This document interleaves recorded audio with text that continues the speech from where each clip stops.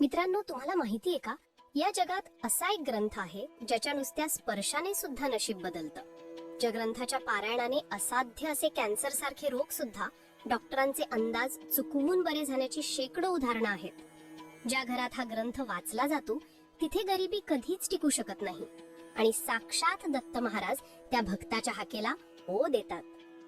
होय, मी बोलतोय हिंदू धर्मातील 5व्या वेदाची मान्यता असलेल्या परम पवित्र श्री गुरुचरित्र या ग्रंथाबद्दल. आज आपण 52 अध्यायांचे हे महाकाय रहस्य, त्यातील 52 चमत्कारी कथा आणि दत्त महाराजांचा पृथ्वीवरचा प्रवास एकाच व्हिडिओमध्ये एका अखंड प्रवासात उलगडणार आहोत. हे फक्त ऐकणं नाही, तर हा एक अनुभव असणार आहे. मित्रांनो, 52 अध्यायांचा हा प्रचंड ग्रंथ त्याचा गाभा न हरवता तुम्हाला समजेल अशा सोप्या भाषेत आणि रंजक पद्धतीने मांडण्यासाठी मी मनापासून खूप मेहनत घेतली आहे. या कथेचा प्रत्येक शब्द लिहिताना मी त्या दत्तगुरूंचं स्मरण केले आहे. माझी ही मेहनत तुमच्यापर्यंत पोहोचली असेल तर तुमचा एक साधा लाईक माझ्यासाठी खूप मोलाचा ठरेल. प्लीज या व्हिडिओला आत्ताच लाईक करा. आणि हो, आपली उपस्थिती लावण्यासाठी कमेंटमध्ये मनापासून दिगंबरा दिगंबरा श्रीपाद वल्लभ दिगंबरा लिहायला विसरू नका. आणि अशाच अद्भुत पौराणिक कथांसाठी आपल्या चॅनलला सबस्क्राईब पण करून घ्या. तर चला काळाच्या मागे जाऊया आणि पाहूया ती पहिली घटना जिथे दत्त संप्रदायाची सुरुवात झाली. कथेची सुरुवात होते एका आक्रोशाने. एक असा भक्त ज्याचं नाव आहे नामधारक. पण नाव असूनही त्याला त्याचे जीवन व्यर्थ वाटते. का? कारण त्याच्या जीवनात फक्त दुःख, दारिद्र्य आणि अपमान आहे. गाणगापूर क्षेत्र, भीमा आणि अमरजा नद्यांचा पवित्र संगम. पण या संगमावर नामधारक मात्र रडत होता. त्याचे डोळे सुजले होते, घसा कोरडा पडला होता. तो आकाशाकडे बघून ओरडत होता, हे दत्तगुरु, तू दीननाथ आहेस ना? मग माझी हाक तुला का ऐकू येत नाही? लोक मला हिणवतात, माझे नशीब का फुटके आहे? जर तू आता भेटला नाहीस तर मी या नदीत जीव देईन.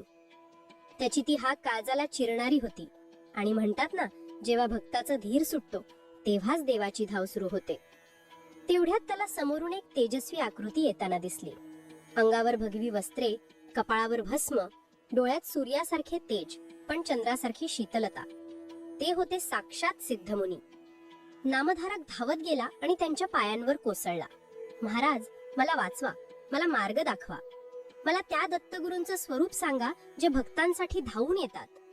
सिद्धमुनींनी त्याला उठवले, त्याच्या डोक्यावरून हात फिरवला आणि एका गंभीर पण आश्वासक आवाजात म्हणाले, बाळा नामधारका, रडू नकोस. तुझे पूर्वज दत्तभक्त होते, पण तू विसरलास म्हणून हे भोग वाट्याला आले. पण आता काळजी नको, मी तुला ती कथा सांगतो जी ऐकल्याने यमराजाची सुद्धा भीती वाटत नाही. ती आहे गुरुचरित्र. कान देऊ नयेक. सिद्धमुनी सांगू लागले. युग होते सत्ययुग. हिमालय पर्वताच्या कुशीत अत्री ऋषींचा आश्रम होता. अत्री ऋषी म्हणजे तपश्चर्येचा महामेरू आणि त्यांची पत्नी होती महासाध्वी अनुसया. अनुसयेचं पातिव्रत्य इतकं प्रखर होतं की तिच्या पुण्याईनं स्वर्गाचं सिंहासन सुद्धा डगमगू लागलं होतं. इंद्राला भीती वाटली, पण खरी भीती वाटली ती 3 देवींना, माता लक्ष्मी, माता पार्वती आणि माता सरस्वती. नारद मुनींनी या 3ही लोकांजवळून एकच बातमी पसरवली होती की सध्या त्रिभुवनात अनुसयेसारखी पतिव्रता दुसरी कुणी नाही. या ईर्षेपोटी 3ही देवींनी आपल्या आपल्या पतींकडे हट्ट धरला. ब्रह्मा, विष्णू आणि महेश यांना पृथ्वीवर जावं लागलं. उद्देश एकच, अनुसयेचं सत्वहरण करणे, तिचं पातिव्रत्य भंग करणे. विचार करा, ज्यांच्या एका इशाऱ्यावर सृष्टी चालते ते ब्रह्मा, विष्णू आणि महेश आज एक परीक्षा घेण्यासाठी साधूचं रूप घेऊन अत्री ऋषींच्या आश्रमाबाहेर उभे होते. दुपारची वेळ. अत्री ऋषी अनुष्ठानासाठी नदीवर गेले होते. आश्रमात अनुसया एकटीच होती. बाहेरून आवाज आला, भवती भिक्षाम देही. अनुसया बाहेर आली. दारात 3 तेजस्वी अतिथी. तिने नम्रपणे नमस्कार केला. ऋषीवर, यावे, आसन ग्रहण करावे. मी आपल्या भोजनाची व्यवस्था करते. पण त्या 3 अतिथींनी एकमेकांकडे बघितलं. त्यांच्या चेहऱ्यावर एक गूढ स्मित होतं. त्यातील एका साधूनं म्हणजे विष्णूनं हात उंचावला आणि म्हणाला, माते, आमची एक अट आहे. आम्ही तुझं अन्न ग्रहण करू, पण एका अटीवर. अनुसया म्हणाली, आज्ञा करावी. साधू म्हणाला, आम्हाला भूक लागलीये, पण आम्ही अशा स्त्रीच्या हातचं जेवण घेणार नाही जिनं वस्त्र परिधान केलं आहे. तुला विवस्त्र होऊन अंगावरचे सर्व कपडे काढून आम्हाला अन्न वाढावं लागेल. हीच आमची निर्वाण भिक्षा आहे. जर हे शक्य नसेल तर आम्ही इथून उपाशी जाऊ. क्षणभर सन्नाटा पसरला. आभाळ कोसळावं तसे शब्द होते ते. एका परपुरुषासमोर एका स्त्रीने विवस्त्र होणं हे तर मृत्यू होणंही भयानक होतं. जर तिने नाही म्हटलं तर अतिथी उपाशी जातील, गृहस्थाश्रमाचा धर्म बुडेल, आणि जर हो म्हटलं तर पातिव्रत्य धर्म बुडेल. धर्मसंकट. अनुसयेचे डोळे मिटले. तिने मनात आपल्या पतीचे अत्री ऋषींचं स्मरण केलं आणि त्याच क्षणी तिला अंतर्ज्ञानाने समजलं की हे सामान्य साधू नाहीत, हे तर तिचे लाडके भगवान आहेत जे तिची परीक्षा घेत आहेत.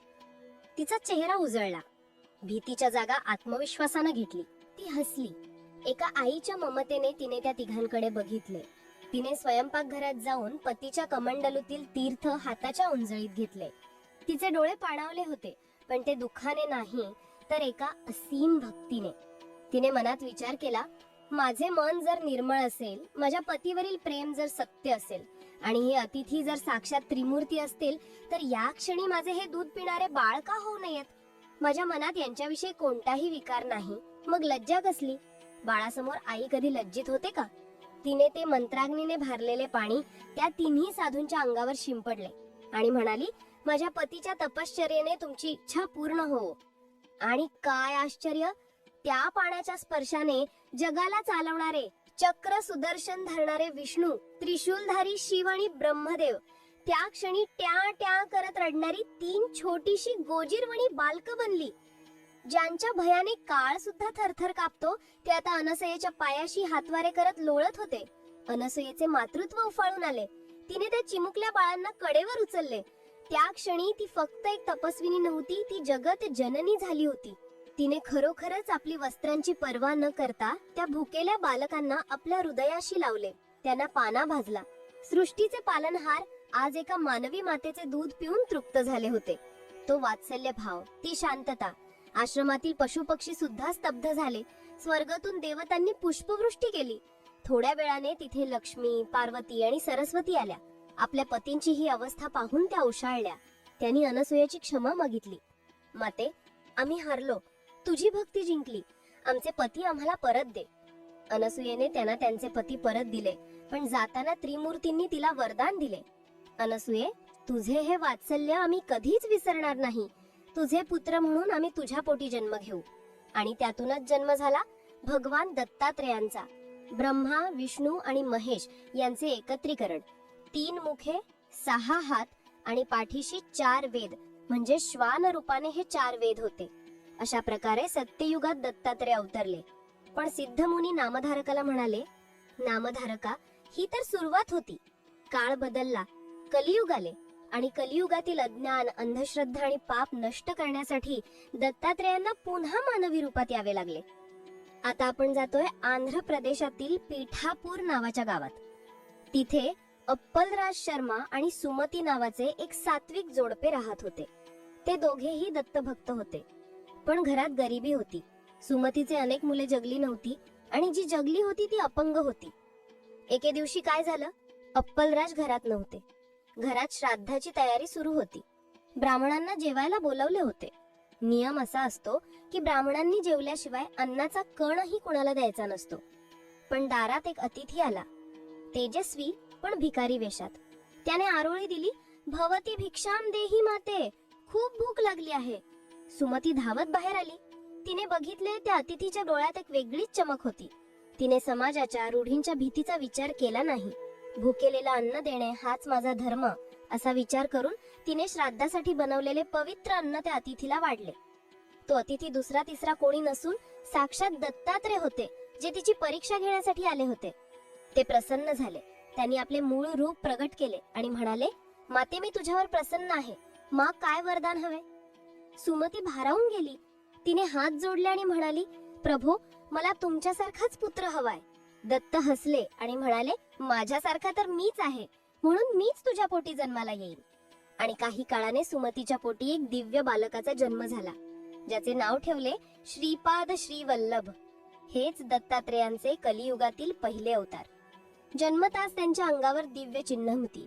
ज्या वयात मुले खेळतात त्या वयात श्रीपाद वेद आणि शास्त्रांवर चर्चा करत होते. त्यांचे तेज पाहून गावातील पंडितही थक्क होत होते. वयाच्या 16व्या वर्षी जेव्हा त्यांचे लग्नाचा विषय निघाला तेव्हा श्रीपाद आईला म्हणाले, आई, माझे लग्न तर या विश्वाशी झाले. मी संसारी नाही, मी उदासी आहे. मला आता माझे कार्य करण्यासाठी उत्तरेकडे जायचे. आई रडू लागली.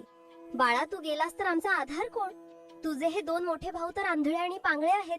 आम्ही म्हातारे झालो आहोत. तेव्हा श्रीपाद श्रीवल्लभांनी एक चमत्कार केला. त्यांनी आपल्या अपंग भावांकडे फक्त एक दृष्टी टाकली आणि काय आश्चर्य, जन्मापासून आंधळे असलेले भाऊ पाहू लागले. ज्यांचे पाय लुळे होते ते धावू लागले. आई बाबा चरणी लागले. श्रीपादांनी त्यांना सांगितले, तुम्ही चिंता करू नका. तुमच्या पोटी पुन्हा मीच म्हणजे पुढच्या अवतारात येईन. पण आता मला जाऊ द्या. त्यांनी घराचा त्याग केला आणि ते निघाले एका अशा प्रवासाला जिथे त्यांचे नाव इतिहासात कोरले जाणार होते. ते निघाले कुरवापूरच्या दिशेने. पण मित्रांनो, कुरवापूरला जाताना वाटेत जे घडले ते ऐकून तुमच्या अंगावर काटा येईल. एका धोब्याची निष्ठा आणि एका मातेचा आक्रोश ज्याने श्रीपादांना पुन्हा जन्म घेण्याचे वचन द्यायला लावले.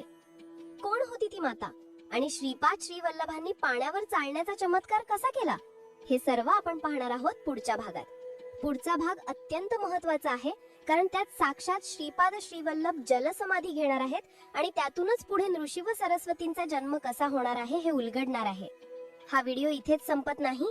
ही कथा आता एका अशा वळणावर आली आहे जिथे भक्तीचा खरा कस लागणार आहे. पिठापूरचा निरोप घेऊन श्रीपाद श्रीवल्लभ निघाले ते थेट एका ध्येयाने. त्यांचा प्रवास सुरू झाला तो उत्तरेकडे. पण त्यांचे पाय त्यांना ओढत होते ते कृष्णा नदीच्या कुशीत वसलेल्या एका पवित्र बेटाकडे, कुरवपूर. कुरवपूर हे ठिकाण म्हणजे जणू निसर्गाचा चमत्कारच.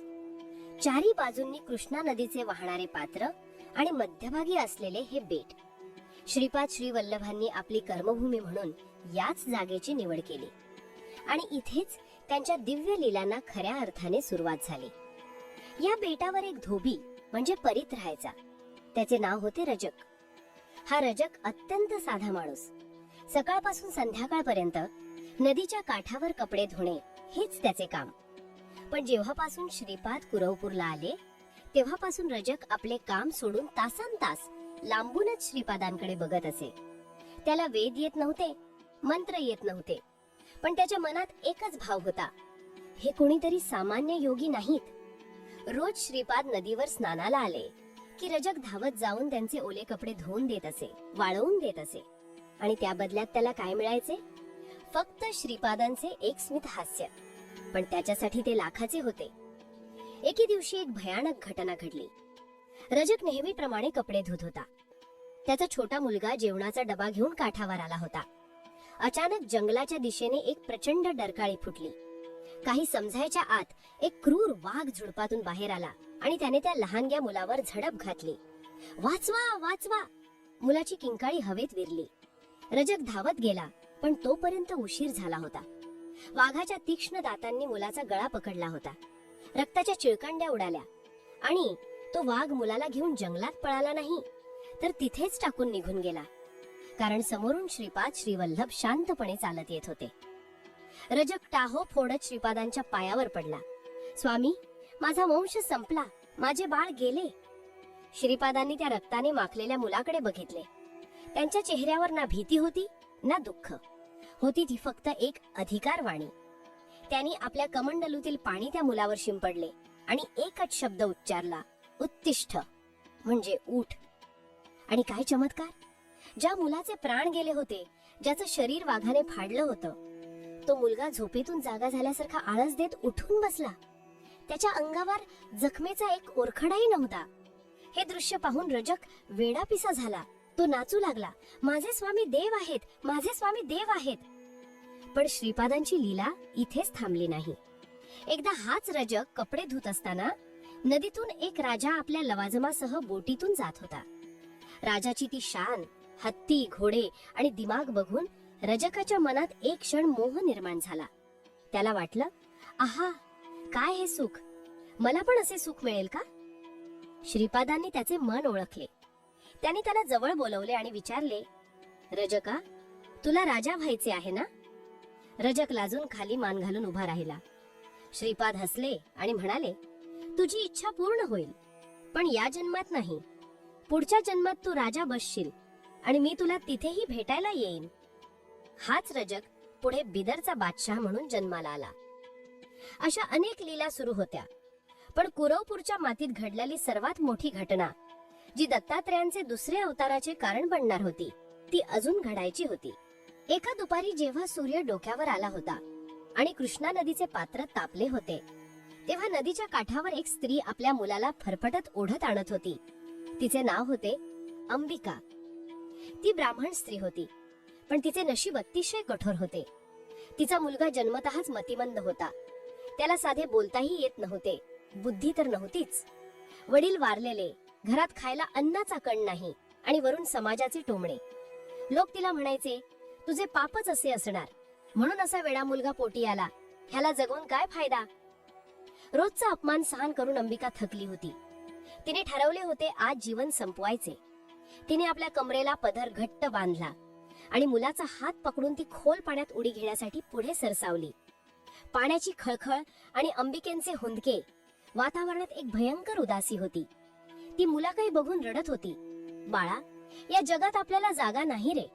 देवाने सुद्धा आपल्याकडे पाठ फिरवली आहे. चल आपण त्याच्याकडेच जाऊया. त्या मतिमंद मुलाला काहीच कळत नव्हते. तो फक्त आईच्या रडणाऱ्या चेहऱ्याकडे बघून हसत होता. त्या निर्विकार हास्य बघून अंबिकेचा बांध फुटला. ती किंचाळली, देवा, का अशी शिक्षा दिलीस मला? मी काय पाप केले होते? तिने डोळे मिटले आणि पाण्यात उडी घेणार, तेवढ्यात मागून एक गंभीर आणि धीरगंभीर आवाज आला, थांब माते, आत्महत्या हे महापाप आहे. अंबिका थबकली. तिने मागे वळून पाहिले. तिथे साक्षात श्रीपाद श्री वल्लभ उभे होते. त्यांच्या अंगातून येणाऱ्या तेजाने अंबिकेचे डोळे दिपले. ती जागीच गुडघ्यावर कोसळली.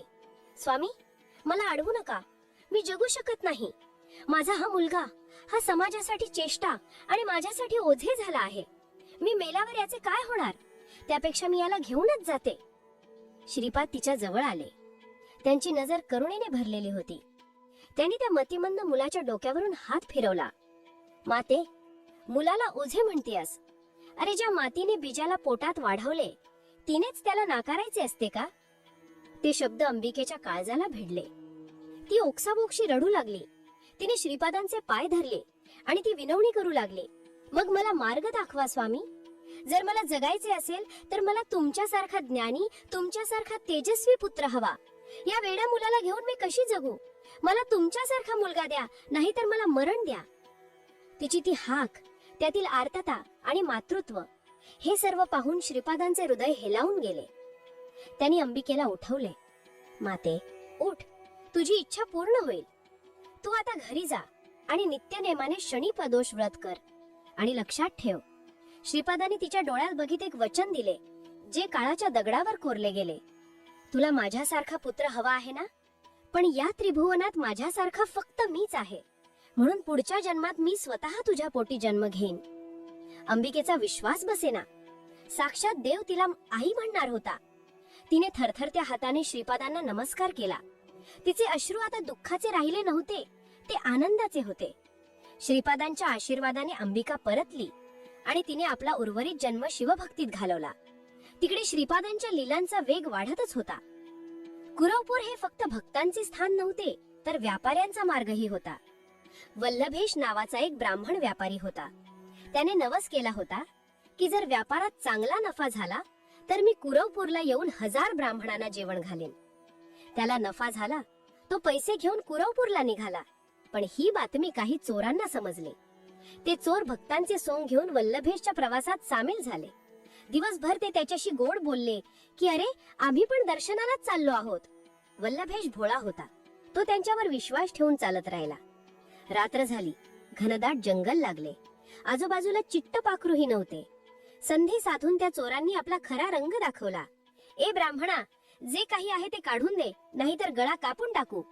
वल्लभेश थरथर कापू लागला. अरे, हे देवाचे पैसे आहेत, हे घेऊ नका.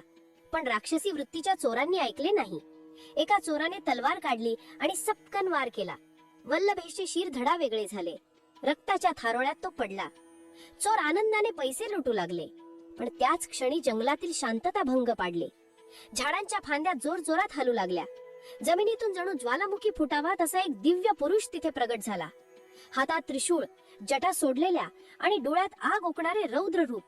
हे श्रीपाद श्री वल्लभ होते, पण शांत रूपात नाही, तर काळ भैरवाच्या रूपात. त्यांनी आपल्या त्रिशूळाने त्या चोरांचा संहार सुरू केला. काही क्षणातच सर्व चोर जमिनीवर लोळले. नंतर श्रीपादांनी आपले शांत रूप धारण केले. त्यांनी वल्लभेशच्या धडाला शीर जोडले आणि त्यावर भस्म टाकले. वल्लभेश, उठ. वल्लभेश दचकून जागा झाला. त्याला वाटले आपण झोपलो होतो. पण जेव्हा त्याने आजूबाजूला मेलेले चोर आणि समोर उभे असलेले श्रीपादांना पाहिले, तेव्हा त्याला सत्य उमजले. त्याने देवाचे पाय धरले. अशा प्रकारे श्रीपादांनी धर्म आणि भक्तांचे रक्षण केले. पण आता त्यांची वेळ संपत आली होती.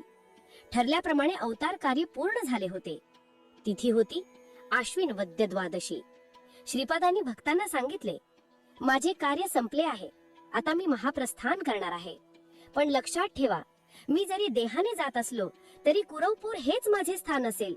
जो कोणी इथे श्रद्धेने येईल त्याची इच्छा अपूर्ण राहणार नाही. हे सांगून श्रीपाद श्री वल्लभ कृष्णा नदीच्या प्रवाहात उतरले. हजारो भक्त काठावर उभे राहून दिगंबरा दिगंबराचा जयघोष करत होते. पाणी त्यांच्या गुडघ्यांपर्यंत आले, कमरेपर्यंत आले आणि बघता बघता श्रीपाद प्रवाहात लुप्त झाले. ना देह सापडला, ना काही खूण, फक्त नदीचे शांत पात्र. भक्त रडू लागले. पण त्याच वेळी आकाशवाणी झाली, मी गेलो नाही, मी इथेच आहे निर्गुण रूपात. श्रीपादांची जलसमाधी झाली. एक युग संपले, पण वचन अपूर्ण होते. अंबिका मातेला दिलेले वचन. काळ सरला, वर्षे रोखली. आता आपण विदर्भातील कारंजा लाड या गावी जाणार आहोत. तिथे माधव आणि अंबा म्हणजेच अंबिकेचा पुनर्जन्म नावाचे एक सात्विक दाम्पत्य राहत होते. अंबा माता हीच ती पूर्वजन्मीची अंबिका. तिने 16 वर्षांचे कडक व्रत केले होते आणि एके दिवशी तिला स्वप्न पडले, साक्षात दत्त महाराज तिच्या उटीत येत आहेत. आणि तो दिवस उजाडला. शुक्ल पक्षातील ती पवित्र तिथी होती. दुपारची वेळ. अंबा मातेच्या पोटी एका तेजस्वी बालकाचा जन्म झाला. बाळाचे रूप असे होते की बघणाऱ्याचे डोळे दिपावे. पण जन्मतःच एक आश्चर्य घडले. इतर बाळे जन्माला आल्यावर रडतात, ट्या करतात, पण हे बाळ रडले नाही. बाळाने आपले चिमुकले डोळे उघडले आणि स्पष्ट आवाजात उच्चार केला, ओम. त्यानंतर शांत, एकदम शांत. घरात आनंदोत्सव साजरा झाला. बाळाचे नाव ठेवले नरहरी. हेच पुढे नृसिंह सरस्वती होणार. पण जसजसे दिवस जाऊ लागले तशी आई वडिलांची चिंता वाढू लागली. नरहरी आता वर्षाचा झाला, 2 वर्षांचा झाला, पण तो एकही शब्द बोलेना. इतर मुले आई बाबा बोलतात, पण नरहरी फक्त हसायचा आणि आकाशाकडे बघून बसायचा. गावात कुजबूज सुरू झाली. बाळ मुके आहे का बहिरे आहे? माधव आणि अंबा खूप काळजी करत. त्यांनी अनेक वैद्यांना बोलावले. एका वैद्याने तर कहरच केला. तो म्हणाला, बाळाला ऐकू येते की नाही हे तपासण्यासाठी आपण मोठी घंटा वाजून बघू किंवा लोखंडाची सळई तापवून चटका देऊन बघू. आईच्या काळजात धस्स झाले. नको, माझ्या बाळाला त्रास नको. पण नरहरीने हे सर्व बघून फक्त एक गूढ स्मित केले. तो का बोलत नव्हता? कारण त्याला संसाराच्या व्यर्थ गोष्टी बोलायच्याच नव्हत्या. त्याला फक्त वेद बोलायचे होते. पण ते कधी? अंबा माता रोज रडून देवाला प्रार्थना करायची, देवा, तू दिलेल्या वचनानुसार आलास, पण असा मुका का झालास? माझ्याशी एक शब्द तरी बोल. नरहरी आपल्या आईचे दुःख जाणत होते, पण ते योग्य वेळेची वाट बघत होते. ती वेळ होती मुंज, म्हणजे उपनयन संस्कार. आणि तो दिवस जवळ आला. वयाच्या 7व्या वर्षी नरहरीची मुंज ठरली. घरात तयारी सुरू झाली. मांडव पडला, भटजी आले. पण सर्वांच्या मनात एकच भीती होती की मुंज लागल्यावर बटूला गायत्री मंत्राचा उच्चार करावा लागतो आणि नंतर भिक्षा मागावी लागते. जर नरहरी बोललाच नाही तर मुंज कशी होणार? आई अंबा मुलाला न्हाऊ घालताना त्याच्या कानात पुटपुटली, बाळा, आज तरी माझी लाज राख. आज तरी आई म्हणून एक हाक मार. नरहरीने आईकडे बघितले. त्यांच्या डोळ्यात एक वेगळीच चमक होती. जणू ते सांगत होते, आई थांब, आज मी असे काही बोलेन की हे जग थक्क होईल. काय घडणार होते मुंजीच्या वेळी? ज्या मुलाने 7 वर्षे तोंड उघडले नाही तो खरोखरच बोलणार होता का? आणि जर बोलला तर असं काय सांगणार होता ज्यामुळे आई वडिलांच्या पायाखालची जमीन सरकणार होती? हा फक्त मौनभंग नव्हता, तर एका महायज्ञाची सुरुवात होती. मित्रांनो, ही कथा एका अशा वळणावर आली आहे जिथे एका 7 वर्षाच्या मुलाच्या मुखातून साक्षात 4 वेद प्रकट होणार आहेत. पण त्यानंतर तो मुलगा जे मागणार आहे ते कोणत्याच आईला सहन होण्यासारखं नाही. काय असेल ती मागणी पाहूया पुढील भागात. कारंजा गावातील त्या मांडवात आता तणाव शिगेला पोचला होता. भटजींनी हातातील अक्षता घेतल्या. सावधान असा घोष झाला. मंगलाष्टक संपली. बाळ नरहरीच्या गळ्यात जानले म्हणजे यज्ञोपवीत घालण्यात आले. आता तो विधी आला ज्याची सर्वांना भीती होती, म्हणजे बटूला गायत्री मंत्राचा उपदेश देणे आणि बटूने तो उच्चारणे. वडिलांनी माधवरावांनी नरहरीला जवळ घेतले. उपरणे कापड डोक्यावर घेऊन त्यांनी मुलाच्या कानात गायत्री मंत्राचा उच्चार केला. ओम भूर्भुवः स्वाहा तत्सवितुर्वरेण्यम. मंडपात शांतता पसरली होती. सर्वांचे डोळे नरहरीच्या ओठांकडे लागले होते. हा मुलगा बोलेल का, की ही मुंजा अपूर्ण राहणार? आई अंबाचा श्वास रोखला गेला होता. आणि मग त्या 7 वर्षाच्या बालकाने आपले डोळे उघडले. त्याच्या ओठांची हालचाल झाली आणि जो आवाज बाहेर पडला तो एखादा लहान मुलाचा नव्हता, तर ढगांच्या गडगडाटासारखा गंभीर आणि स्पष्ट होता. ओम भूर्भुवः स्वाहा. नरहरी बोलला. मंडपात एकच जल्लोष झाला. बाळ बोलले, बाळ बोलले. आई अंबाच्या डोळ्यातून आनंदाश्रूच्या धारा लागल्या. तिने देवाला हात जोडले. पण हा आनंद फक्त काही क्षणांचाच होता, कारण पुढच्याच क्षणी जे घडले त्यांनी उपस्थित पंडितांच्या पायाखालची जमीन सरकली. नरहरी फक्त गायत्री मंत्र बोलून थांबला नाही. जसा गंगेचा प्रवाह अडवता येत नाही, तसा ज्ञान सागराचा प्रवाह त्याच्या मुखातून फुटला. त्या 7 वर्षाच्या बालकाने तिथे उभे राहून ऋग्वेदातील ऋचा म्हणायला सुरुवात केली. अग्निमीळे पुरोहितम यज्ञस्य देवं ऋत्विजम. त्याचा उच्चार इतका शुद्ध, इतका स्पष्ट आणि वेगवान होता की तिथे बसलेले वृद्ध घनपाठी ब्राह्मण सुद्धा थक्क झाले. लोक बघतच राहिले. हा मुलगा तर जन्मापासून मोका होता. याला वेद कोणी शिकवले? नरहरीने एका सुरात ऋग्वेद, यजुर्वेद आणि सामवेदाचे मंत्र म्हणायला सुरुवात केली. जणू साक्षात सरस्वती त्याच्या जिभेवर नाचत होती. गावातील जे पंडित मघाशी चेष्टा करत होते ते आता नरहरीच्या पायावर डोके ठेवून होते. त्यांना समजले होते की हे सामान्य बालक नाही, हा साक्षात जगद्गुरु आहे. विधी पूर्ण झाला. आता वेळ होती मातृभिक्षा मागायची.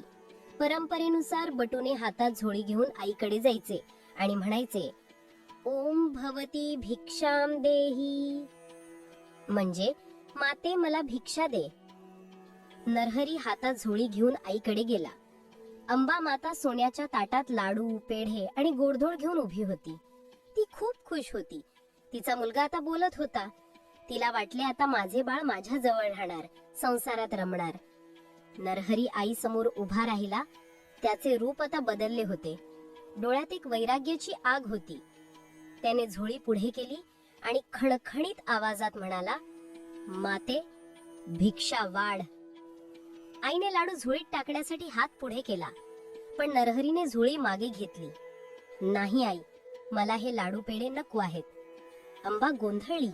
मग काय हवे तुला बाळा? तू मागशील ते देईन मी आज. नरहरीने आईच्या डोळ्यात बघितले आणि तो एकच वाक्य बोलला, ज्याने आईच्या काळजाचे तुकडे झाले.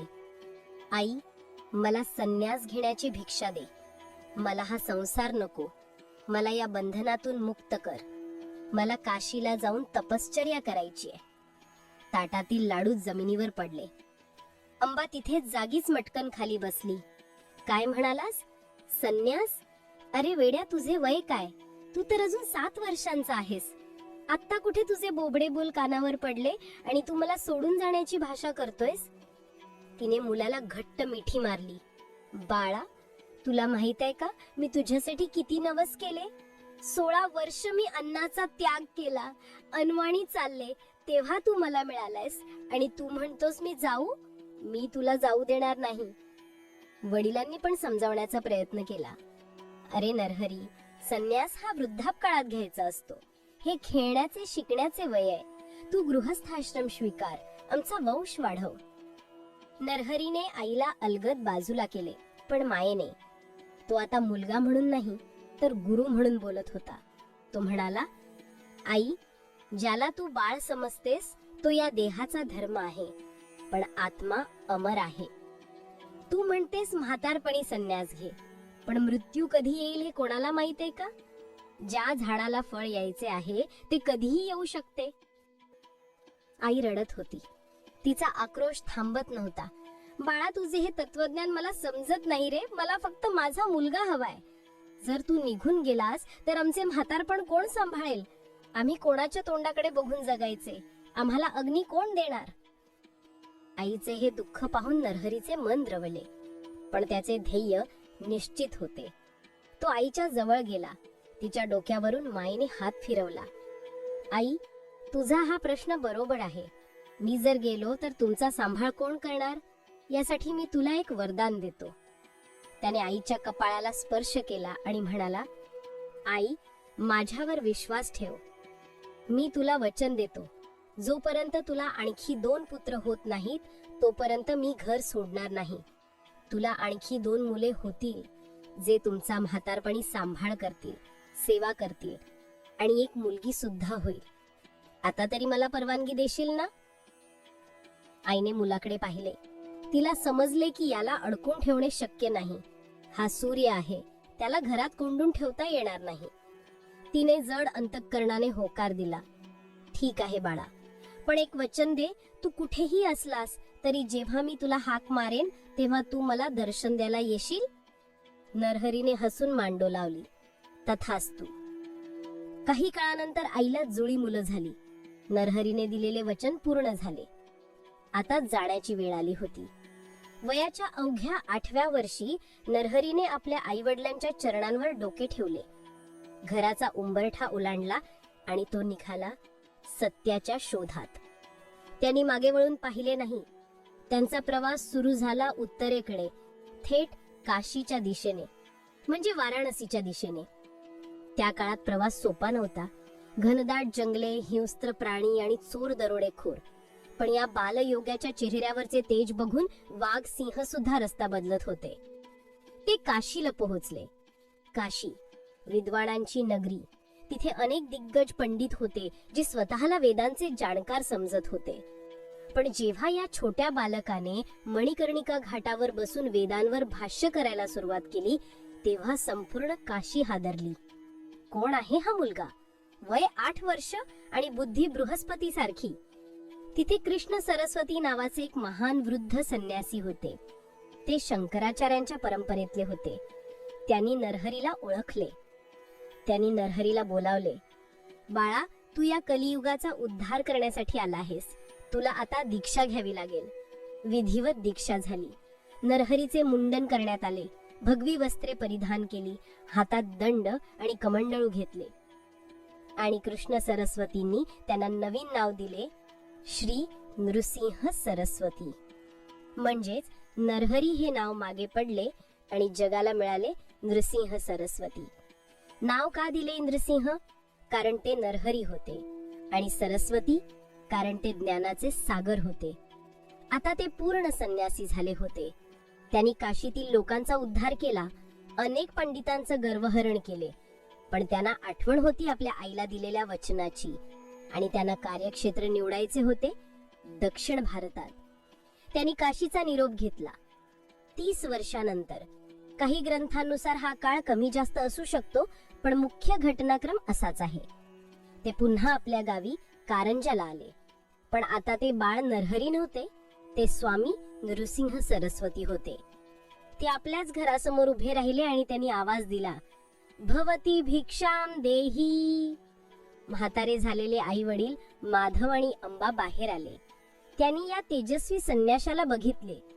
त्यांना ओळखून आले नाही, पण हृदयाचे ठोके वाढले. अंबा मातेने भिक्षा वाढली तेव्हा स्वामी हसले आणि म्हणाले, आई, ओळखले नाहीस का? मी तुझा नरहरी. अंबा मातेच्या हातातील भिक्षा खाली पडली. तिने हंबरडा फोडला. माझा नरहरी आला. त्यांनी आई वडिलांच्या पायावर डोके ठेवले. आई, मी तुला वचन दिले होते की तुझे इतर मुलगे तुझा सांभाळ करतील. ते करतायत ना? आईने सांगितले, हो, तुझे भाऊ आमची खूप सेवा करतात, पण तुझी आठवण क्षणभरही जात नाही. नृसिंह सरस्वतींनी त्या दिवशी आई वडिलांना आत्मज्ञान दिले. त्यांनी सांगितले की हे नाते, हे मोहमाया सर्व नाशिवंत आहेत. खऱ्या ईश्वराला ओळखा. त्यांचे उपदेशाने आई वडिलांना मुक्तीचा मार्ग सापडला. त्यांनी समजून घेतले की आपला मुलगा आता जगाचा पिता झाला आहे. त्यांचा निरोप घेऊन स्वामी निघाले. आता त्यांचे लक्ष निश्चित होते. त्यांना कृष्णा नदीच्या तीरावर जायचे होते, जिथे दत्ताचे स्थान आहे. ते चालत चालत त्र्यंबकेश्वर मार्गाने नाशिक वरून पुढे सरकले. वाटेत अनेक चमत्कार झाले, पण ते थांबले नाहीत. त्यांचे पाय थांबले ते एका पवित्र जागी, म्हणजेच औदुंबर. भिलवडी जवळ कृष्णा नदीच्या काठी औदुंबर नावाचे एक क्षेत्र आहे. तिथे खूप औदुंबराची म्हणजे उंबराची झाडे आहेत. दत्ताला औदुंबर प्रिय असल्यामुळे त्यांनी तिथे मुक्काम केला. तिथे त्यांनी पहिले चातुर्मास म्हणजेच 4 महिन्यांचे व्रत केले. पण औदुंबरला राहून त्यांना काही भक्तांचे कल्याण करायचे होते. आणि तिथेच घडणार होता एक अद्भुत चमत्कार, जो आजही लोक विसरलेले नाहीत. तो चमत्कार काय होता? एकदा स्वामी नदीकाठी बसले होते. समोरून एक ब्राह्मण येत होता, जो वेद म्हणत होता, पण त्याचे उच्चार चुकीचे होते. स्वामींनी त्याला थांबवले नाही. पण त्याच वेळी तिथे एक शूद्र म्हणजेच अशिक्षित माणूस आला. स्वामींच्या मनात आले की या गर्विष्ठ ब्राह्मणांना धडा शिकवला पाहिजे की भक्ती महत्वाची आहे, नुसते पोपटपंची नाही. आणि तिथेच त्यांनी पुढच्या प्रवासाची दिशा ठरवली. औदुंबर सोडून ते पुढे निघाले नृसिंहवाडी म्हणजेच नरसोबाची वाडी या ठिकाणी. नृसिंहवाडीला त्यांनी 12 वर्ष तपश्चर्या केली. तिथे त्यांच्या पादुका आजही आहेत. पण खरा इतिहास घडायचा होता तो गांगणापुरात. गांगणापूर, जिथे भीमा आणि अमरजा नद्यांचा संगम होतो. तेथे जाण्याआधी वाटेत एका गावी एक मोठी घटना घडली. एका गरीब ब्राह्मणाच्या घरी श्राद्ध होते, पण घरात खायला काहीच नव्हते. ब्राह्मण रडत होता, माझ्या पितरांना मी उपाशी कसे ठेवीन? तेव्हा स्वामी तिथे भिक्षा मागायला गेले. ब्राह्मणाने सांगितले, महाराज, घरात फक्त भाजीच्या पानांचे देठ उरले आहेत, बाकी काही नाही. स्वामी म्हणाले, तेच दे, ते अमृत आहे. ब्राह्मणाने ते वाळलेले देठ स्वामींना शिजवून दिले. स्वामींनी ते आनंदाने खाल्ले आणि आशीर्वाद दिला, तुझ्या घरी आज अक्षय्य पात्र येईल. आणि खरोखरच त्या दिवशी त्या ब्राह्मणाच्या घरी शेकडो लोक जेवले तरी अन्न संपले नाही. अशा लीला करत करत स्वामी गाणगापूरच्या सीमा रेषेवर येऊन पोहोचले. गाणगापूर हे त्या काळी एका मुस्लिम बादशहाच्या राज्यात होते. तिथे हिंदू धर्मावर संकटे येत होती, लोकांमध्ये भीती होती आणि तिथेच एका महापुरुषाची गरज होती. स्वामी जेव्हा गाणगापुरात प्रवेश करत होते तेव्हा त्यांना एक दृश्य दिसले. एका श्रीमंत सावकाराची म्हैस रस्त्यावरून चालली होती. ती म्हैस खूप वयस्कर आणि वांझ म्हणजे दूध न देणारी होती. पण स्वामींनी त्या म्हशीकडे बघून शिष्यांना सांगितले, जा त्या म्हशीचे दूध काढून आणा, मला तहान लागलीये. शिष्य घाबरले, महाराज, ती म्हैस वांझ आहे, तिला कधीच दूध आले नाही आणि तिचा मालक खूप कडक आहे, तो आपल्याला मारेल. स्वामी हसले, भिऊ नका, जा आणि तिची धार काढा. दत्ताच्या दरबारात काहीच अशक्य नाही. शिष्य थरथरत्या हाताने त्या म्हशीजवळ गेले आणि इथेच होणार होता गाणगापुरातील पहिला आणि सर्वात मोठा चमत्कार, जो बघून तिथला राजा सुद्धा स्वामींच्या पायाशी येणार होता. मित्रांनो, विचार करा, एका वाहन म्हशीने दूध दिले तर काय होईल, आणि तेही बादशहाच्या राज्यात. या एका घटनेने संपूर्ण गाणगापूर हादरून जाणार होते आणि याच घटनेमुळे गर्विष्ठ पंडितांची मस्ती उतरणार होती. पुढील भागात आपण पाहणार आहोत गाणगापुरातील महान चमत्कार आणि बांझ म्हशीची कथा. शिष्यांचे हात थरथरत होते. समोर एक महाकाय, म्हातारी आणि राकट म्हैस उभी होती. तिचा मालक एक तुसडा ब्राह्मण तिथेच उभा होता आणि कुत्सितपणे हसत होता. तो म्हणाला, अरे वेडांनो, तुमचे महाराज नक्कीच भांग पिऊन आले आहेत वाटतं. अरे ही म्हैस वांज आहे, हिने जन्मात कधी वासराला जन्म दिला नाही तर दूध कुठून देणार? का माझी चेष्टा करताय? जा निघा इथून. पण शिष्यांना गुरु आज्ञा मोडता येत नव्हती. घाबरत घाबरत एका शिष्याने हातात एक मोठे भांडे घेतले आणि तो त्या म्हशीच्या खाली बसला. आजूबाजूला लोकांची गर्दी जमली होती. सर्वजण गंमत बघत होते. बघूया आता हे साधू काय करतात ते. शिष्याने म्हशीच्या सडाला हात लावला आणि मनात श्री गुरूंचे स्मरण केले. दिगंबरा दिगंबरा, श्रीपाद वल्लभ दिगंबरा. आणि पुढच्याच क्षणी तिथे उपस्थित असलेल्या लोकांचे डोळे विस्फारले. श्वासाचा आवाजही बंद झाला. जी म्हैस वांज होती तिच्या सडातून दुधाचा असक प्रवाह सुरू झाला की जणू गंगाच अवतरली आहे. धड धड धड. भांड्यात दूध पडण्याचा आवाज स्पष्ट ऐकू येत होता. बघता बघता ते छोटे भांडे भरून वाहू लागले. शिष्याने दुसरे भांडे मागवले, तेही भरले. मालक तर पुतळा झाल्यासारखा उभा राहिला. त्याला आपल्या डोळ्यांवर विश्वास बसेना. जी म्हैस त्याला ओझे वाटत होती ती आज कामधेनू झाली होती. शिष्य ते दूध घेऊन धावत स्वामींकडे गेले. स्वामींनी ते दूध प्राशन केले आणि समाधानाने हसले. ही बातमी वणव्यासारखी संपूर्ण गाणगापुरात आणि आसपासच्या गावात पसरली. कोणीतरी महान अवतारी पुरुष आला आहे ज्याने वांज म्हशीकडून दूध काढलंय. पण जिथे प्रकाश असतो तिथे सावलीही असतेच. गाणगापूरच्या जवळच कुमसी नावाचे एक गाव होतं. तिथे त्रिविक्रम भारती नावाचे एक मोठे संन्यासी राहत होते. ते स्वतःला नृसिंह देवाचे मोठे उपासक मानत होते. त्यांनी खूप तपश्चर्या केली होती, पण त्या तपश्चर्येचा त्यांना अहंकार झाला होता.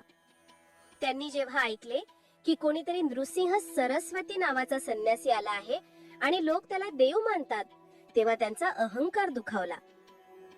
ते आपल्या शिष्यांना म्हणाले, अरे कलियुगात देव पृथ्वीवर कसा येईल? हे सगळे ढोण आहे. मी एवढी वर्ष तप केलं, मला देव भेटला नाही आणि हा कालचा आलेला संन्यासी देव कसा झाला? मी याची परीक्षा घेणार. एक दिवस श्री गुरु नृसिंह सरस्वती पालखीत बसून कुमसी गावातून चालले होते. गावकऱ्यांची गर्दी जयघोष करत होती. त्रिविक्रम भारती आपल्या मठात बसून हे बघत होते. त्यांनी मनातल्या मनात निंदा केली. हा कसला संन्यासी? संन्यासी तर पायी चालतो, हा तर पालखीत बसून राजासारखा फिरतोय. हे तर पाखंड आहे. हे त्यांचे विचार मनात येताच पालखीत बसलेल्या स्वामींनी ते जाणले. त्यांनी पालखी थांबवली. स्वामींनी लांबूनच त्रिविक्रम भारतींकडे बघितले आणि मनात संवाद साधला. त्रिविक्रमा, तू नृसिंहाची उपासना करतोस ना? मग बघ, तुला ज्याचे दर्शन हवे आहे ते हेच आहे का?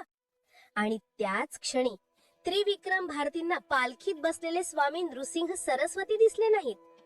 तिथे त्यांना दिसले साक्षात भगवान नृसिंह. तेच भयानक पण दिव्य रूप, सिंहमुख, तीक्ष्ण नखे, डोळ्यात आग आणि गळ्यात वनमाला. तोच अवतार ज्याची त्रिविक्रम आयुष्यभर पूजा करत होते. त्रिविक्रम भारतींचा थरकाप उडाला. त्यांच्या हातातून जपमाळ खाली पडली. त्यांचा अहंकार एका क्षणात गळून पडला. ते धावत सुटले आणि भर रस्त्यात पालखी समोर साष्टांग दंडवत घातला. प्रभो, मला क्षमा करा, मी तुम्हाला ओळखले नाही. काजव्याने सूर्याला नाव ठेवावे तसा मी मूर्ख ठरलो. तुम्ही ढोंगी नाही, तुम्हीच साक्षात ब्रह्मदेव आहात. स्वामींनी स्मितहास्य केले आणि त्यांना उठवले. त्रिविक्रमा, अहंकार हा ज्ञानाचा शत्रू आहे. तो सोडलास तरच ईश्वर मिळेल. या घटनेनंतर त्रिविक्रम भारती स्वामींचे परमभक्त बनले. पण गाणगापुरातील खरी परीक्षा अजून बाकी होती. त्या काळात देशात 2 ब्राह्मण खूप प्रसिद्ध झाले होते. ते अत्यंत विद्वान होते, पण तितकेच गर्विष्ठ होते. त्यांना 4 वेद, उपनिषद आणि तर्कशास्त्र तोंड पाठ होते. त्यांनी एकच ध्यास घेतला होता, संपूर्ण भारतात फिरायचे, तिथल्या पंडितांना वादविवादात हरवायचे आणि त्यांच्याकडून जयपत्र म्हणजे विजयाचे प्रमाणपत्र लिहून घ्यायचे. ज्याने जयपत्र दिले नाही त्याचा ते छळ करत. त्यांनी अनेक विद्वानांना हरवले होते. आता ते गाणगापुरात आले होते त्यांनी ऐकले की इथे एक संन्यासी आहे ज्याला खूप मानतात. ते थेट संगमावर श्री गुरूंच्या मठात आले. स्वामी शांतपणे शिष्यांशी बोलत होते. हे दोघे पंडित इथे आले आणि मोठ्या आवाजात ओरडले, ए संन्यासी, आम्ही ऐकले आहे की तू स्वतःला खूप ज्ञानी समजतो. चल आमच्याशी वेदांवर चर्चा कर. जर हारलास तर तुला हे गाव सोडून जावं लागेल. स्वामी शांत होते. ते नम्रपणे म्हणाले, पंडित हो, मी एक संन्यासी आहे. मला मान सन्मानाची काय गरज? आणि वादाने काय साध्य होणार? जिंकलात तरी अहंकार वाढेल आणि हारलात तरी द्वेष वाढेल. त्यापेक्षा ईश्वराची भक्ती करा. पण पंडितांना वाटलं स्वामी घाबरले. ते जोर जोरात हसू लागले. बघितलेत, घाबरला. अरे तुला वेद तरी येतात का फक्त लोकांच्या पायून पडून घेतात? त्यांनी स्वामींचा अपमान सुरू केला. ते वेदांमधील कठीण प्रश्न विचारू लागले. स्वामींना समजले की हे सरळ मार्गाने समजणार नाहीत. यांच्या रोगावर एकच औषध आहे, म्हणजे चमत्कारिक अपमान. स्वामींनी आजूबाजूला नजर फिरवली. तिथे मठाच्या कोपऱ्यात एक माणूस उभा होता. तो जातीने मातंग, म्हणजे त्या काळी शूद्र मानला जाणारा होता. त्याचे काही ग्रंथात नाव दिलेले नाही, पण तो अत्यंत गरीब आणि अशिक्षित होता. त्याला लिहिता वाचता येत नव्हते. संस्कृत तर दूरची गोष्ट. तो फक्त लांबून उभा राहून सेवा करत. स्वामींनी त्याला हाक मारली, बाळा इकडे ये. तो माणूस घाबरत घाबरत पुढे आला. अंगावर फाटके कपडे, हातात काठी. तो पंडितांच्या समोर उभा राहिला. पंडित नाक मुरडत म्हणाले, याला कशाला बोलवले? हा काय आमच्याशी वाद घालणार? स्वामी म्हणाले, नाही, मी तुमच्याशी वाद घालणार नाही. तुमच्या प्रश्नांची उत्तरे हा माझा भक्त देईल. पंडित पोट धरून हसू लागले. काय, हा अडाणी माणूस? याला गायत्री मंत्र तरी येतो का?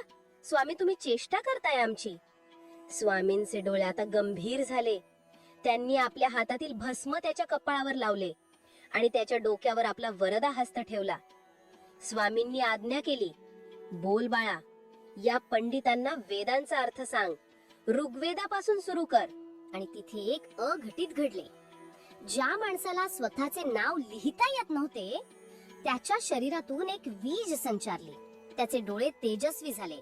त्याने मान ताठ केली आणि जो आवाज बाहेर पडला तो त्याचा नव्हता, तो साक्षात देववाणीचा होता. त्या मातंग व्यक्तीने घडाघडा शुद्ध संस्कृत मध्ये ऋग्वेदाच्या ऋचा म्हणायला सुरुवात केली. अग्निमीळे पुरोहितम यज्ञस्य देवम ऋत्विजम. तो फक्त मंत्र म्हणत नव्हता, तर त्या मंत्रांचा असा अर्थ उलगडून सांगत होता जो त्या दोन गर्विष्ठ पंडितांनी आयुष्यात कधीच ऐकला नव्हता. त्याचा आवाज गंगेच्या प्रवाहासारखा निर्मळ आणि हिमालयासारखा खंबीर होता. वातावरणात एक पवित्र शांतता पसरली. झाडावरचे पक्षी सुद्धा शांत झाले. पंडितांचं हसणं विरून गेलं. त्यांचे चेहरे पांढरे पडले. त्यांना विश्वास बसेना की हे काय चालले आहे. ज्या वेदांचा अभ्यास करायला त्यांना 50 वर्षे लागली, ते वेद हा माणूस पाण्याच्या प्रवाहासारखे कसे बोलतोय? त्या क्षणी त्या दोन पंडितांचा अहंकार असा तुटला जसा काचेचा महाल दगडाने फुटतो. त्यांना समजले की विद्या ही पुस्तकात नसते, ती गुरुकृपेत असते. ज्याच्या डोक्यावर सद्गुरूंचा हात आहे त्याला जगातील कोणतेच ज्ञान दुर्लभ नाही. त्या मातंग भक्ताच्या डोळ्यातून अश्रू वाहत होते. त्याला स्वतःला माहित नव्हते तो काय बोलतोय, पण त्याला आतून एक परमानंद मिळत होता. त्याला आज समजले होते की देवाच्या दरबारात जात पात धर्म काहीच नसते, तिथे फक्त भाव असतो. पंडित धावत आले आणि त्यांनी स्वामींच्या पायावर लोळण घेतली. महाराज, आम्हाला क्षमा करा. आमचे डोळे उघडले. आम्ही फक्त पोपटपंची केली, पण खरा अर्थ आम्हाला आज समजला. आमचा अहंकार जळाला. स्वामींनी त्या मातंग भक्तावरील हात काढला आणि तो पुन्हा सामान्य झाला. त्याला काहीच आठवत नव्हते. स्वामी पंडितांना म्हणाले, विद्येचा उपयोग नम्रतेसाठी करायचा असतो, वादासाठी नाही. जा आणि यापुढे कोणाचाही अपमान करू नका. पंडितांनी आपले जयपत्र फाडून टाकले आणि ते स्वामींचे शिष्य झाले. या घटनेनंतर गाणगावपुरात स्वामींचा जय जयकार झाला. लोकांना खात्री पडली की हे दत्तात्रेय आहेत. पण स्वामींची लीला इथेच थांबणार नव्हती. आता एक अशी घटना घडणार होती जी मृत्यूला सुद्धा आव्हान देणार होती. गाणगावपुरात रोज शेकडो लोक येत. त्यात एक स्त्री आली होती. तिचे नाव काही कथांमध्ये गंगाबाई असे सांगितले जाते. ती अत्यंत दुःखी होती. ती ब्राह्मण सुवासिनी होती, पण तिचे नशीब फुटक्या कवडीसारखं होतं. लग्नाला अनेक वर्ष झाली, पण तिला मूल होत नव्हते. सासरचे लोक तिला टोमणे मारत. शेवटी ती कंटाळून गाणगापुरात आली आणि स्वामींच्या चरणी सेवा करू लागली. ती रोज संगमावर आंघोळ करायची, ओल्या कपड्यांनी मठाला प्रदक्षिणा घालायची आणि स्वामींच्या दर्शनाला उभी राहायची. स्वामींनी तिच्याकडे बघितले आणि विचारले, माते, काय हवे तुला? ती रडत म्हणाली, स्वामी, मला पुत्र हवा आहे. लोक मला वांज म्हणतात, माझा ओटी भरा. स्वामींनी हसून तिच्या हातात 2 फळे दिली, नारळ किंवा फळ. जा, तुझे कल्याण होईल. ती आनंदली, पण तिची परीक्षा संपली नव्हती. काही काळाने तिला मुलगा झाला नाही, पण तिचे पती आजारी पडले. इतके आजारी पडले की जगण्याची आशा उरली नाही. एके दिवशी रात्री तिचे पती मरण पावले. गावातील लोक जमले. अरे अरे, बिचारीचं नशीब बघ, मूल तर झालंच नाही, आता कपाळच पांढरे झाले, आता ही विधवा झाली. लोक अंत्ययात्रेची तयारी करू लागले. तिरडी बांधली गेली. पतीचे प्रेत त्यावर ठेवणे गेले. ती स्त्री वेड्यासारखी रडत होती, स्वामी, तुम्ही तर आशीर्वाद दिला होतात, मग हे काय झालं? माझा पती मला सोडून कसा गेला? तुमचे वचन खोटे कसे ठरेल? तिचे ते शब्द, तिचा तो अधिकार, जणू काही ती देवाला जाब विचारत होती. आणि मित्रांनो, इतिहासात असे फार कमी वेळा घडते की भक्ताच्या हट्टापायी देवाला निसर्गाचे नियम बदलावे लागतात. यमराजाला आलेली शिकार परत करावी लागते. स्वामींनी आपले डोळे उघडले. त्यांच्या डोळ्यात आता नृसिंह नव्हते, तर करुणार्णव दत्त होते. त्याने शिष्यांना विचारले, बाहेर काय चालले आहे? शिष्याने सांगितले, महाराज, एका स्त्रीचा पती वारला आहे आणि ती तुमच्याकडे न्याय मागत आहे. स्वामी उठले. ते हळूहळू त्या प्रेताच्या दिशेने चालू लागले. वातावरण स्तब्ध झाले. लोक श्वास रोखून बघत होते. स्वामी काय करणार? मेलेल्याला जिवंत करणार? अशक्य. हे सृष्टीच्या नियमाविरुद्ध आहे. स्वामी प्रेताच्या जवळ आले. त्यांनी त्या रडणाऱ्या स्त्रीकडे बघितले. तिचे कुंकू पुसलेले होते, बांगड्या फुटायच्या होत्या. स्वामींनी आपल्या कमंडोलीतील पाणी हाताच्या तळव्यावर घेतले, मंत्र उच्चारला आणि सर्वांसमोर एका मोठ्या आवाजात म्हणाले, आयुष्य असते तर मरतो कशाला, आणि मी असताना यम येतोच कशाला? काय अर्थ होता याचा? काय त्या प्रेतात प्राण परत येणार होते? स्वामींनी ते पाणी प्रेताच्या तोंडावर शिंपडले आणि मित्रांनो, काय झाले असेल पुढे? प्रेत उठले की नाही? आणि जर उठले तर यमराजाने काय केले? हा प्रसंग गाणगापूरच्या इतिहासातील सर्वात रोमांचक प्रसंग आहे, ज्याने मृत्युंजय मंत्राची ताकद सिद्ध केली. पुढील भागात आपण पाहणार आहोत मृत्यूवर विजय आणि सतीची कथा पूर्ण रूपात. वातावरणात एक भयान शांतता होती. हजारो डोळे त्या प्रेताकडे आणि स्वामींच्या हाताकडे लागले होते. स्वामींच्या कमंडलूतील ते मंत्राग्नीने भारलेले पाणी त्या मृतदेहाच्या थंड पडलेल्या चेहऱ्यावर पडले. पाण्याचे थेंब ओघळून खाली पडले. 1 क्षण गेला, 2 क्षण गेले, काहीच हालचाल झाली नाही. लोकांमध्ये कुजबूज सुरू झाली. बघितले, काहीच झाले नाही. मेलेला माणूस कधी उठतो का? हा निसर्गाचा नियम आहे. त्या स्त्रीचा, त्या माऊलीचा श्वास रोखला गेला होता. तिने स्वामींच्या चरणांवरची पकड ढिली केली नाही. तिचे डोळे मिटलेले होते आणि ओठांवर फक्त दत्त दत्त हाच जप सुरू होता. आणि मग त्या प्रेताच्या उजव्या हाताच्या करंगळीत एक सूक्ष्म हालचाल झाली. कोणीतरी ओरडले, बोट हल्ले, बोट हल्ले. सर्वांचं लक्ष तिथे गेले. पाहता पाहता त्या मृत शरीराच्या छातीत श्वास भरू लागला. फुफ्फुसे हल्ली. आणि ज्याप्रमाणे एखादा माणूस गाढ झोपेतून आळस देत उठावा, तसे त्या ब्राह्मणाने आपले डोळे उघडले. तो हळूहळू उठून बसला. त्याने आजूबाजूला बघितले. लोक रडत आहेत. पत्नी जमिनीवर लोळण घेत आहे. स्वतःला तिरडीवर बांधलेले आहे.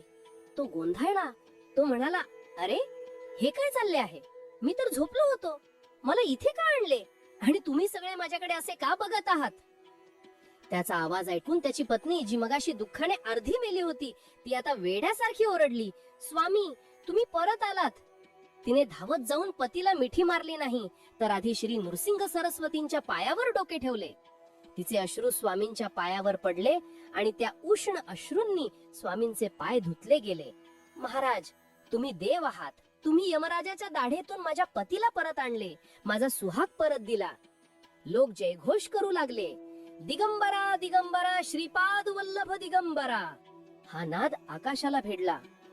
ज्यांनी स्वामींची चेष्टा केली होती ते आता लाजेने मान खाली घालून उभे होते. स्वामी शांत होते. त्यांनी त्या ब्राह्मणाला आणि त्याच्या पत्नीला आशीर्वाद दिला. बाळा, तुझे आयुष्य अजून संपले नव्हते. ही यमराजाची चूक नव्हती, पण भक्तीचा हट्ट गुह्य तिला सुद्धा बदलवू शकतो, हेच मला जगाला दाखवायचे होते. जा, सुखाने संसार करा. तो ब्राह्मण आणि त्याची पत्नी पुनर्जन्म मिळाल्यासारखे घरी गेले. ही बातमी वाऱ्यासारखी नाही तर वणव्यासारखी पसरली. गाणगापुराच्या माहेर कर्नाटक, महाराष्ट्र, तेलंगणापर्यंत लोक बोलू लागले. गाणगापुरात एक असे स्वामी आले आहेत जे मेलेल्या माणसाला जिवंत करतात. आता मठात रोज हजारांची गर्दी होऊ लागली. दुःखी, कष्टी, रोगी लोक आशेने येऊ लागले. आणि स्वामी कोणालाच रिकाम्या हाताने पाठवत नव्हते. पण स्वामींची परीक्षा घेण्यासाठी निसर्ग नवनवीन रूपे घेऊन येत होता. एके दिवशी दुपारची वेळ होती. स्वामी भक्तांशी संवाद साधत होते. तेवढ्यात गर्दीतून वाट काढत एक अतिशय वृद्ध स्त्री पुढे आली. तिचे वय असेल साधारण 60 वर्ष. केस पूर्ण पिकलेले, चेहऱ्यावर सुरकुत्या, हातात काठी. चालताना सुद्धा ती थरथरत होती. ती स्वामींच्या समोर आली आणि हात जोडले. महाराज, मी सोमनाथ सायनदेवाची पत्नी. अनेक वर्षांपूर्वी मी नवस केला होता की मला मुलगा झाला तर मी सेवेला येईन. पण माझे नशीब बघा, तरुण पण गेले, म्हातार पण आले, पण पाळणा हल्ला नाही. आता लोक मला वांज म्हातारी म्हणून चिडवतात. आता या वयात मला मूल कसे होणार? पण तुमची कीर्ती ऐकून शेवटची आशा घेऊन आले आहे. तिचे बोलणे ऐकून आजूबाजूचे लोक हसले. एक जण म्हणाला, आजी, आता नातवंडे खेळवायचे वय आहे आणि तुला मुलगा हवाय. निसर्गाचे काही नियम असतात. ज्या झाडाची मुळे सुकली आहेत त्याला फळ कसे येणार? वैद्यकशास्त्राप्रमाणे हे अशक्य होते. रजोनिवृत्ती म्हणजे मेनोपॉज होऊन अनेक वर्ष झाली होती. पण स्वामींच्या चेहऱ्यावर एक वेगळंच तेज होतं. त्यांनी त्या हसणाऱ्या लोकांकडे बघितले आणि मग त्या रडणाऱ्या आजींकडे बघितले. स्वामी म्हणाले, माते, जगासाठी तू म्हातारी असशील, पण माझ्या दत्तासाठी भक्ती कधीच म्हातारी होत नाही. तुझ्या विश्वासात जर तरुणपण असेल तर तुझा देह नक्की पालवेल. स्वामींनी आपल्या हातातील 2 सुकी फळं म्हणजे काही ग्रंथात नारळ त्या 60व्या वर्षाच्या आजींच्या ओटीत टाकले. जा माते, तुला पुत्रप्राप्ती होईल आणि तो पुत्र मोठा ज्ञानी होईल. लोक थक्क झाले. स्वामींनी हे काय केले? हे कसे शक्य आहे? ती वृद्ध स्त्री स्वामींवर विश्वास ठेवून घरी गेली. तिने श्रद्धेने त्या फळांचे सेवन केले. आणि मित्रांनो, काय सांगू, पुढच्या काहीच दिवसांतच तिचे रूप पालटू लागले. तिच्या अंगावरचे पांढरे केस काळे होऊ लागले, सुरकुत्या नाहीशा झाल्या आणि तिची मासिक पाळी, जी अनेक वर्षांपूर्वी बंद झाली होती, ती पुन्हा सुरू झाली. तिला पुन्हा तारुण्य प्राप्त झाले आणि बरोबर 9 महिन्यांनी वयाच्या 60व्या वर्षी त्या माऊलीने एका गोंडस बाळाला जन्म दिला. या घटनेने सिद्ध केले की गुरुचरित्र हे फक्त पुस्तक नाही, तर ती निसर्गाच्या नियमांना ओलांडणारी शक्ती आहे. त्या मुलाचे नाव ठेवले गुरुनाथ. गाणगापुरात आनंदाची लाट आली, पण आता एक मोठे संकट गाणगापुराच्या दिशेने येत होते. हे संकट होते सत्तेचे. त्या काळी गाणगापूर हे बहमनी सुलतान म्हणजे बिदरचे बादशाह यांच्या राज्यात येत होते. राजाचे नाव होते अल्लाउद्दीन म्हणजे दुसरा. हा राजा अत्यंत क्रूर आणि हिंदू द्वेष्टा म्हणून ओळखला जात होता. त्याला जेव्हा समजले की आपल्या राज्यात एक हिंदू फकीर म्हणजे संन्यासी चमत्कार करतोय आणि हजारो लोक त्याच्या मागे जात आहेत, तेव्हा त्याला ते सहन झालं नाही. त्याचे मंत्री त्याला म्हणाले, हुजूर, हा संन्यासी काहीतरी जादूटोणा करतोय.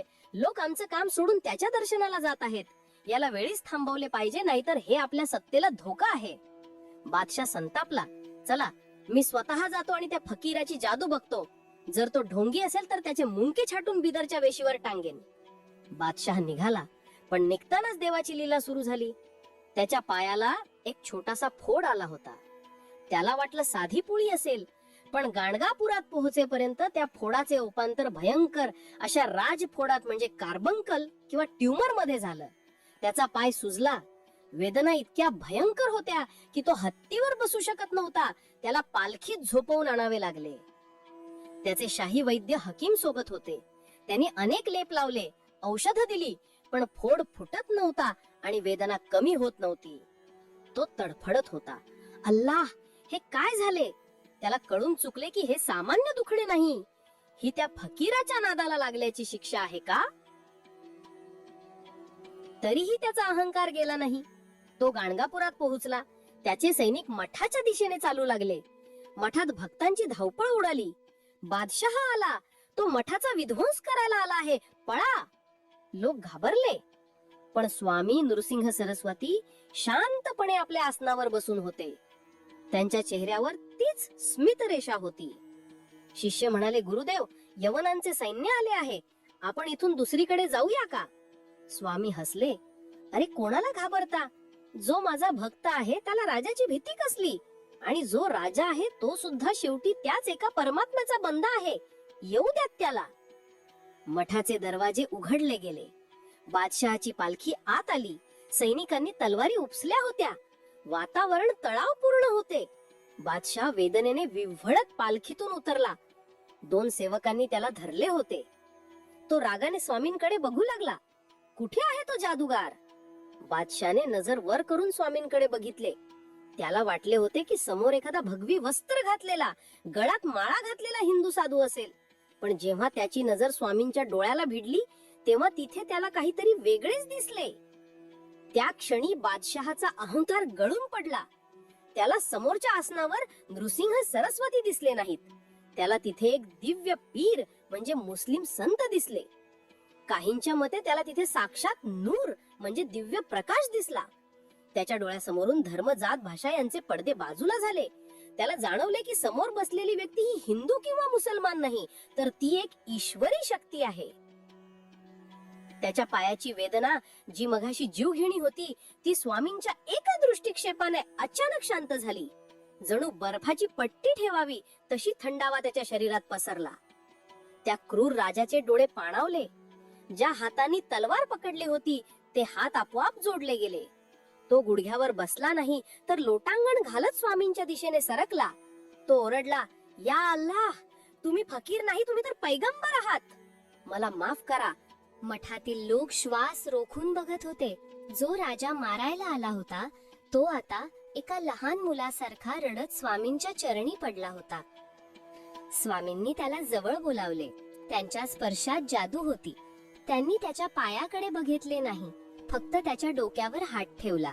राजा, सत्ता शरीरावर गाजवता येते, मनावर नाही. आणि रोग शरीराचा नसतो, तो अहंकाराचा असतो.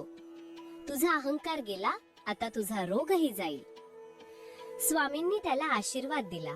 आणि काय आश्चर्य, ज्या राजफोडाने त्याला मरणाच्या दारात नेले होते तो फोड त्या क्षणी फुटला. त्यातील घाण निघून गेली आणि वेदना पूर्णपणे थांबली. बादशहा स्वतःच्या पायावर उभा राहिला. हा चमत्कार बघून बादशहाचे सैनिक सुद्धा नतमस्तक झाले. बादशहाने तिथेच जाहीर केले, आजपासून गाणगावपूर हे गाव स्वामींच्या मठाला इनाम. या गावात कोणताही कर म्हणजेच टॅक्स घेतला जाणार नाही. आणि जो कोणी या मठाच्या वाटेला जाईल त्याला माझा शत्रू मानले जाईल. ज्या सत्तेची भीती लोकांना वाटत होती तीच सत्ता आता स्वामींची दास झाली होती.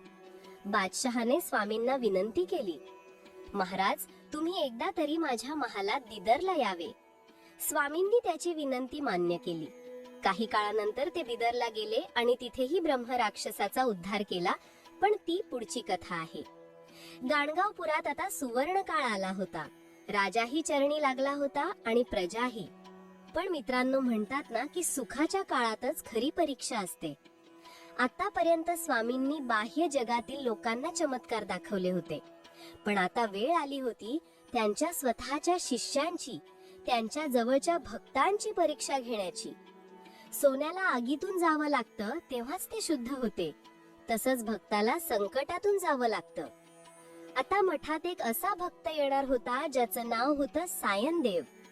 तो मोठा अधिकारी होता, पण स्वामींच्या भक्तिपायी नोकरी सोडून आला होता. पण स्वामींनी त्याचं स्वागत प्रेमाने केले नाही. उलट त्याला पाहताच स्वामी कडाडले. येथे कशाला आलास? ही जागा सुखाची नाही. येथे राहायचे असेल तर कठोर परीक्षा द्यावी लागेल. तयार आहेस? सायनदेव म्हणाले, हो महाराज, देहाचे तुकडे झाले तरी चालतील, पण तुमचे चरण सोडणार नाही. स्वामी हसले, पण ते हास्य गूढ होते. ठीक आहे, आज रात्री तुझी परीक्षा होईल. काय होती ती परीक्षा? स्वामींनी सायनदेवाला असे काय काम सांगितले ज्याचा विचार करूनही अंगावर काटा येईल? आणि त्या परीक्षेत सायनदेव पास झाला की नापास, हेच आपण पाहणार आहोत पुढील भागात. मित्रांनो, राजा शरण आला, वांध स्त्रीला पुत्र मिळाला, मेलेला जिवंत झाला. पण आता जी कथा सुरू होणार आहे ती गुरु भक्तीची परिसीमा आहे. सायनदेवाची परीक्षा आणि त्यानंतर घडणारं चांडाळ गर्वहरण म्हणजेच वेदांचे पठण हा थरार चुकवू नका. रात्र किर्र होती. गाणगापूरच्या मठात फक्त तेलाच्या दिव्यांचा मंद प्रकाश होता. सायनदेव स्वामींच्या समोर हात जोडून उभे होते. त्यांच्या चेहऱ्यावर भीती नव्हती, तर एक समर्पण होते. स्वामी नृसिंह सरस्वतींनी सायनदेवाकडे बघितले. त्यांची नजर आज नेहमीसारखी प्रेमळ नव्हती, तर ती एका कडक शिक्षकासारखी, एका परीक्षकासारखी होती. स्वामी कडाडले, सायनदेवा, तू म्हणतोस की तुझा माझ्यावर पूर्ण विश्वास आहेस.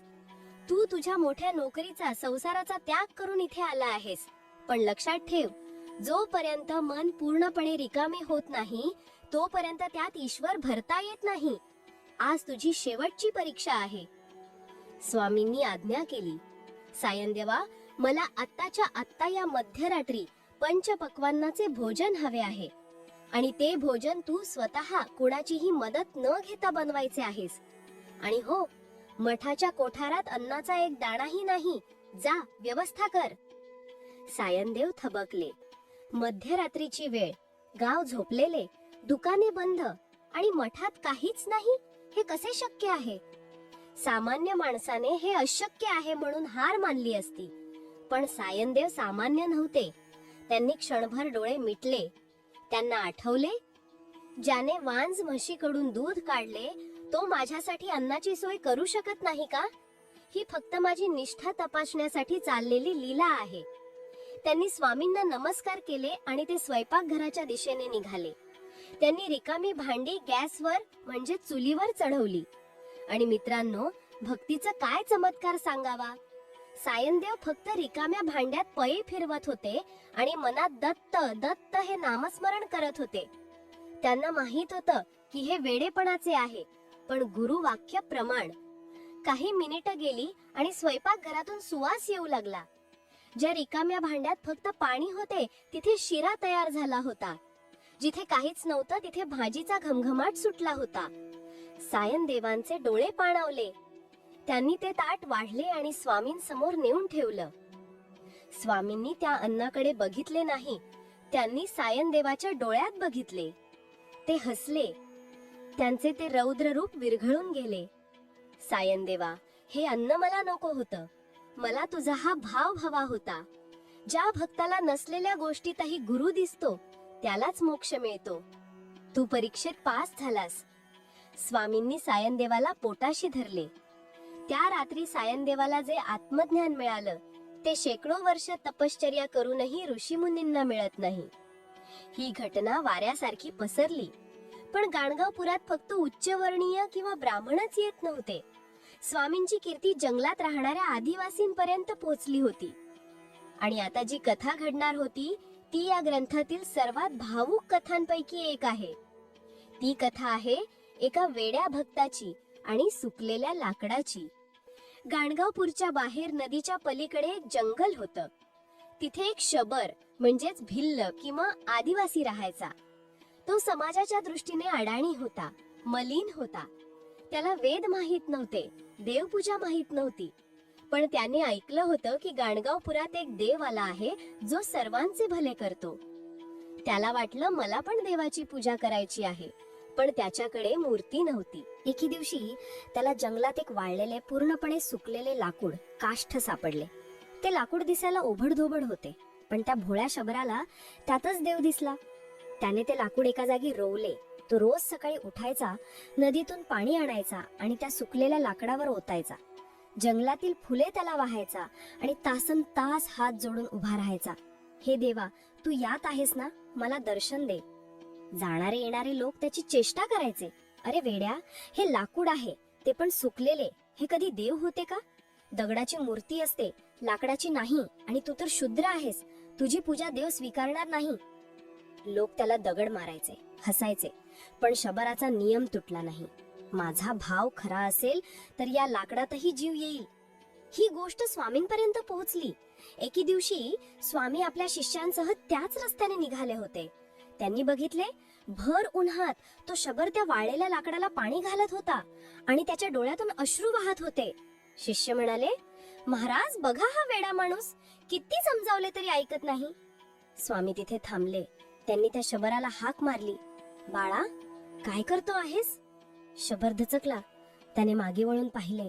तेजस्वी स्वामींना बघून तो घाबरला. त्याला वाटले हे पण मला मारायला आले आहेत. तो म्हणाला, महाराज, मी पूजा करतोय. लोक म्हणतात मी वेडा आहे, पण मला सांगा, देव लाकडात नसतो का? स्वामी त्याच्या जवळ गेले. त्यांनी त्या सुकलेल्या निर्जीव लाकडाकडे पाहिले आणि मग त्या शबराच्या ओल्या डोळ्यांकडे. स्वामींचा आवाज भरून आला.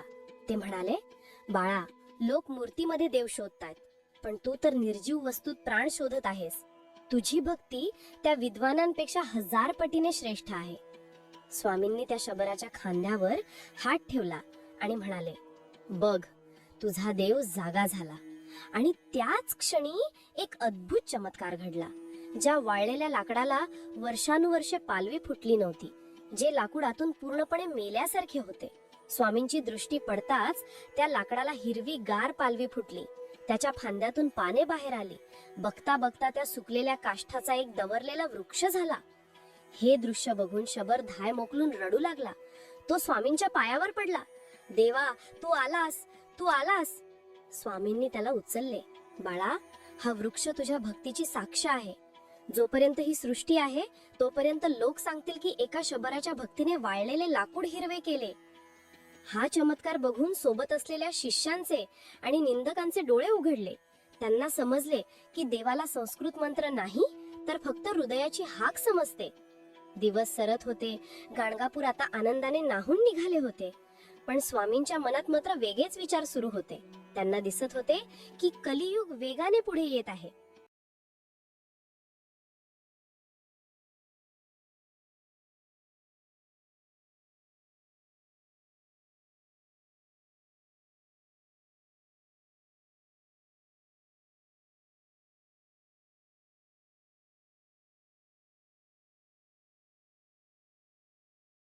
एके दिवशी त्यांनी सर्व भक्तांना, शिष्यांना आणि गावकऱ्यांना मठात बोलावले.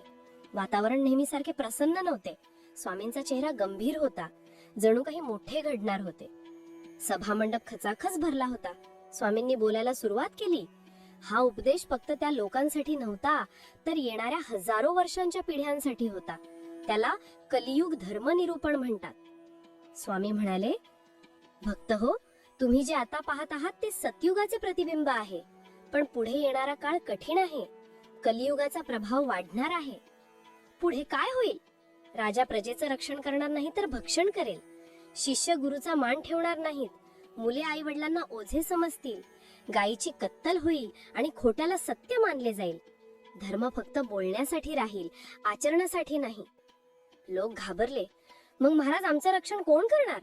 स्वामींनी शांतपणे उत्तर दिले, जो धर्माला धरून राहील त्यालाच मी रक्षण देईन. स्त्रियांनी आपला पतिव्रता धर्म पाळावा आणि पुरुषांनी एकपत्नी व्रत पाळावे. परस्त्री माते समान मानावी. जो हे साधे नियम पाळेल त्याच्या घरी मी भिक्षेला नक्की येईन.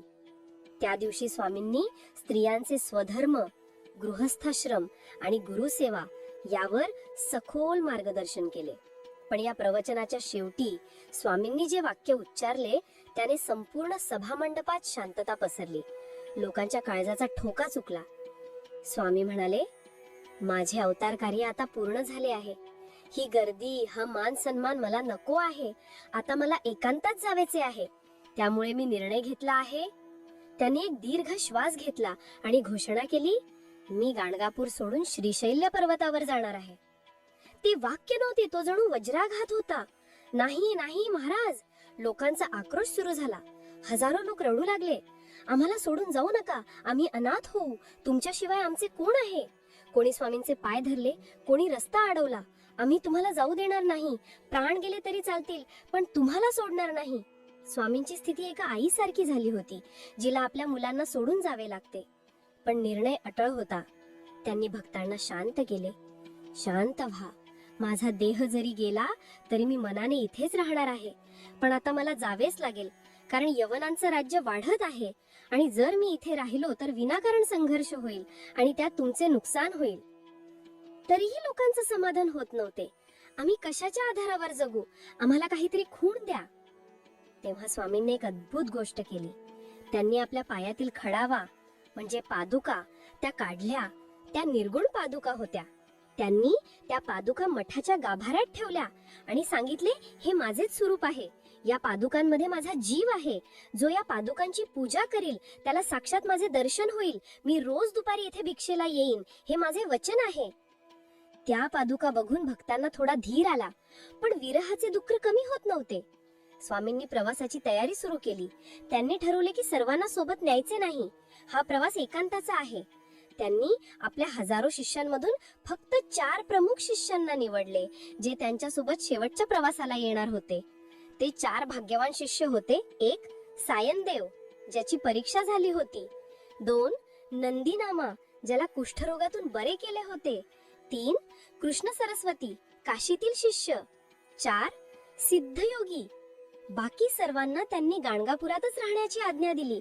तुम्ही इथेच राहा, मठाची सेवा करा, अन्नदान चालू ठेवा.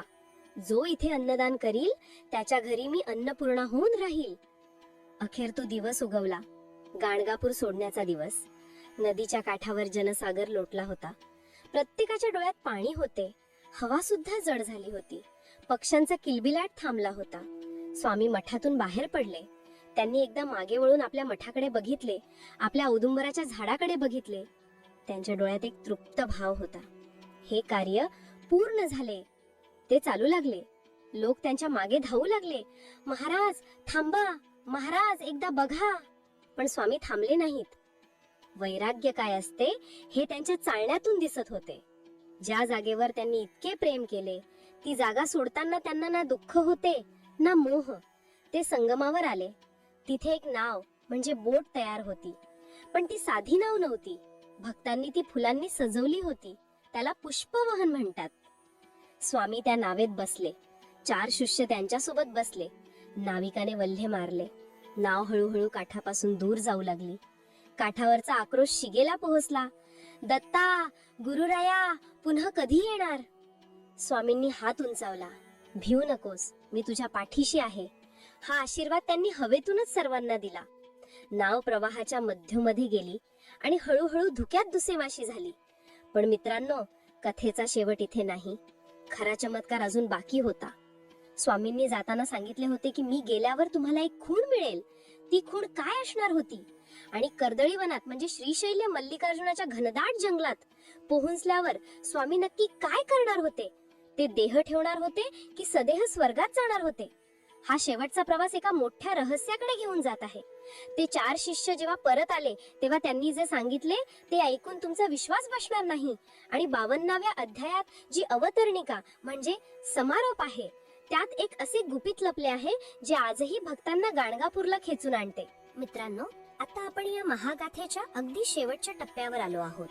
पुढचा भाग सेक्शन 7 हा शेवटचा भाग असणार आहे. त्यात आपण पाहणार आहोत स्वामींचे गुप्त होणे, कर्दळी वनातील गूढ आणि श्री गुरुचरित्र या ग्रंथाचे महात्म्य. तुमची मनं घट्ट करून ठेवा, कारण शेवटचा निरोप देताना तुमचेही डोळे पाणावल्याशिवाय राहणार नाहीत. भीमा आणि अमरज नद्यांच्या त्या विशाल पात्रात धुक्याच्या पडद्या आड ती फुलांची नाव म्हणजे पुष्पवहन हळूहळू पुढे सरकत होती. काठावर उभे असलेले हजारो भक्त आता दृष्टीआड झाले होते.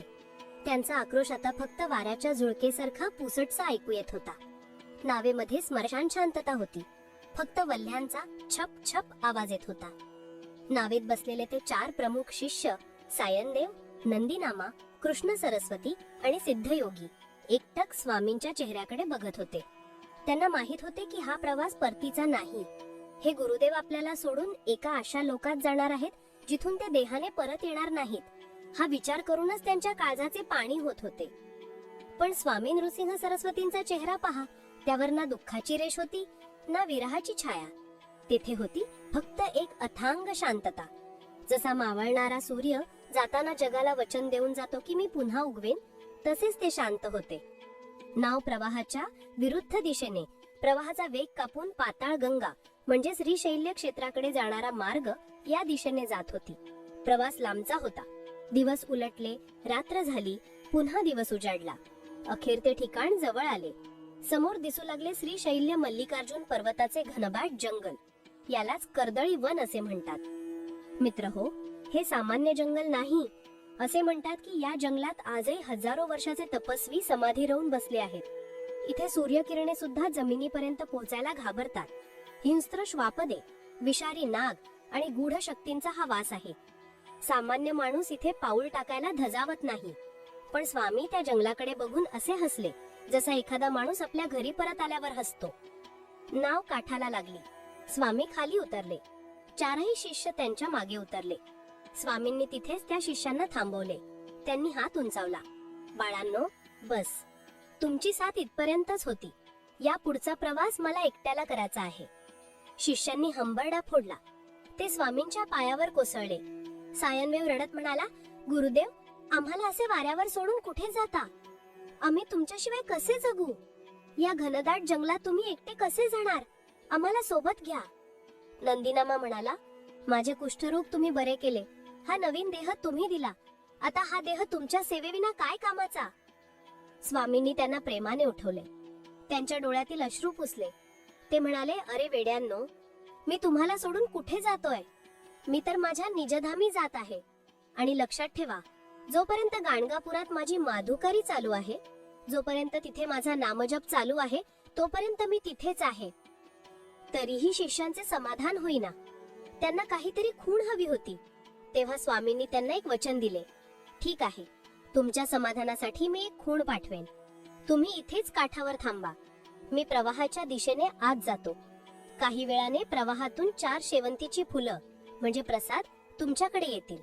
जेव्हा ती फुलं तुमच्या हातात पडतील, तेव्हा समजा की मी सुखरूप माझ्या स्थानी पोहोचलो आहे आणि माझा आशीर्वाद सदैव तुमच्या पाठीशी आहे. हे शेवटचं आश्वासन देऊन स्वामी वळले. त्यांनी भगवे वस्त्र सावरले, हातात दंड कमंडलू घेतले आणि त्या घनदाट भयावह कर्दळी वनाच्या दिशेने पाऊल टाकले. ते 4 शिष्य श्वास रोखून बघत होते. समोर हिरवेगार गडद जंगल होते. स्वामींची ती तेजस्वी आकृती हळूहळू झाडांच्या गर्दीत मिसळायला लागली. पहिले पाऊल, दुसरे पाऊल. ते चालत होते, जणू हवा चालते. त्यांच्या पायांचा आवाजही येत नव्हता. काही क्षण ते दिसले आणि मग एका वळणावर ते झाडांच्या आडून नाहीसे झाले. गुरुदेव! सायनदेवाच्या तोंडातून एक अस्फुट हाक बाहेर पडली. आता तेथे फक्त जंगल होते. वारा घोंगावत होता, नदी वाहत होती, पण स्वामी नव्हते. जगाचा पोशिंदा, दत्ताचा अवतार, ज्याने हजारो लोकांचे दुःख दूर केले, तो आज स्वतःला या जगापासून दूर घेऊन गेला होता. त्या शिष्यांना वाटले की आपले हृदय आता बंद पडेल. ती वेदना असह्य होती. ते 4ही शिष्य तिथेच नदीच्या काठावर दगडासारखे बसून राहिले. डोळे पाण्याकडे लागले होते. फुलं येतील का, की हे शेवटचे दर्शन होते? 1 तास गेला, 2 तास गेले. पाणी वाहत होते, पण फुले दिसत नव्हती. शिष्यांच्या मनात शंका येऊ लागली. स्वामींनी आपल्याला विसरले तर नाही ना? आणि अचानक नदीच्या निळ्याशार पाण्यावर लांबून काहीतरी तरंगताना दिसलं. सोनेरी रंगाची चमक. ते जवळ आले आणि शिष्यांचा आनंद गगनात मावेनासा झाला. ती खरोखरच 4 टवटवीत शेवंतीची फुले होती. प्रवाहाच्या विरुद्ध दिशेने, म्हणजे काही कथानुसार प्रवाहातून. त्याबरोबर त्या 4 शिष्यांच्या दिशेने येत होत्या. जणू स्वामींनी स्वतः आपल्या हाताने त्या पाठवल्या होत्या. त्या फुलांनी काठाला स्पर्श केला. शिष्यांनी त्या फुलांवर झडप नाही घातली, तर थरथरत्या हाताने त्यांना उचलून डोक्याला लावले. त्या फुलांना आजही तोच सुगंध होता जो स्वामींच्या अंगाला यायचा. त्या क्षणी त्यांना खात्री पटली की स्वामी गेले नाहीत, ते अमर आहेत. त्यांनी फक्त देह लपवला आहे, पण चैतन्य रूपाने ते आपल्या सोबत आहेत. त्या 4 फुलांचा प्रसाद घेऊन शिष्य गाणगापूरला परतले. त्यांनी गावकऱ्यांना सांगितले, रडू नका, स्वामींनी प्रसाद पाठवला आहे. ते कर्दळी वनात गुप्त रूपाने तपश्चर्येला बसले आहेत. आणि त्यांनी वचन दिले आहे की ते रोज दुपारी गाणगापुरात भिक्षेला येतील. आणि मित्रांनो, ती परंपरा आजही चालू आहे. आजही गाणगापुरात दुपारची आरती झाल्यावर लोक भिक्षा मागतात आणि वाढतात. लोकांची श्रद्धा आहे की या भिक्षेच्या रूपात खुद्द दत्त महाराज येतात. इथे 51 अध्याय संपतात. आता येतो शेवटचा 52वा अध्याय, ज्याला अवतरणिका म्हणतात. आपण पुन्हा तेथे जातो जिथे ही कथा सुरू झाली होती, भीमा अमरजा संगमावर, जिथे नामधारक नावाचा भक्त सिद्ध मुनींकडून ही कथा ऐकत होता. सिद्ध मुनींनी आपला शब्द थांबवला. कथा संपली होती. नामधारक मात्र अजूनही त्या विश्वात हरवला होता. त्याचे डोळे मिटलेले होते, गालावरून अश्रू वाहत होते. त्याला वाटत होते की आपण स्वतः नृसिंह सरस्वतींच्या काळात जाऊन आलो आहोत. तो भानावर आला आणि त्याने सिद्ध मुनींचे पाय घट्ट पकडले. महाराज, तुम्ही मला काय दिले हे मी शब्दात सांगू शकत नाही. माझे दारिद्र्य, माझी चिंता, माझे दुःख सगळे काही या कथेच्या प्रवाहात वाहून गेले. मला आता कशाचीही भीती वाटत नाही. मला साक्षात दत्त दर्शन घडले. सिद्ध मुनी हसले. त्यांनी नामधारकाला उठवले. बाळा, ही फक्त एक कथा नाही, हा वेद आहे. याला श्री गुरुचरित्र म्हणतात.